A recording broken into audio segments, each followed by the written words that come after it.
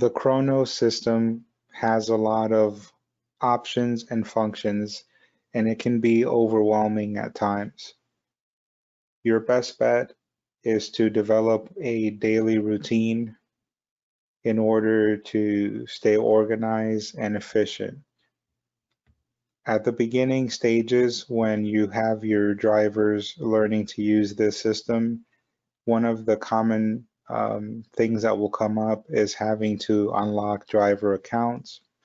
They may temporarily forget their password or just have a typo, and the system will lock them out.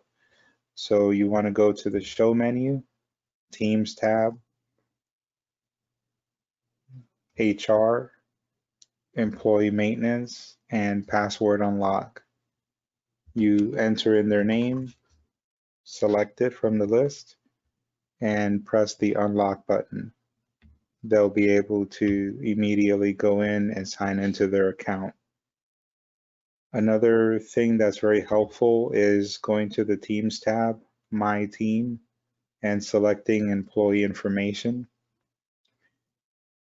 You may have drivers that don't know their username and therefore won't be able to set up their account without that. So you can communicate that to them and they'll be able to set up their own password from there. On this column, you can see if the driver is currently locked out, and therefore you can just go ahead and unlock them before they even realize that they're locked, and that'll be a big time saver as well. The next thing is to take a look at whether or not your drivers are clocking in.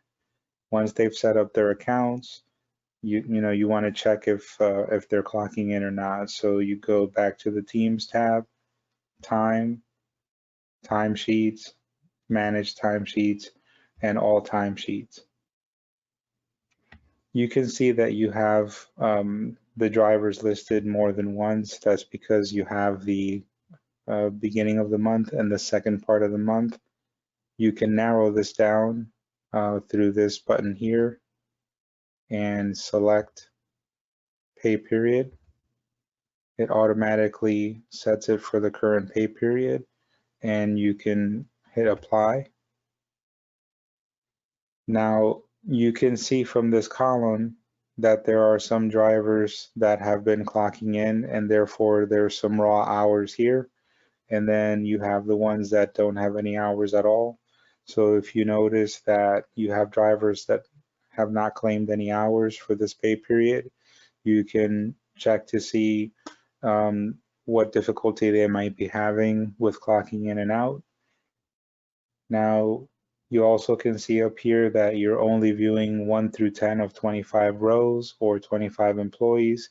So you can select page and expand this view up to a higher number so you can see all of your drivers' information and timesheets. Once you do that, you can select this button here and it will just highlight everyone's timesheets.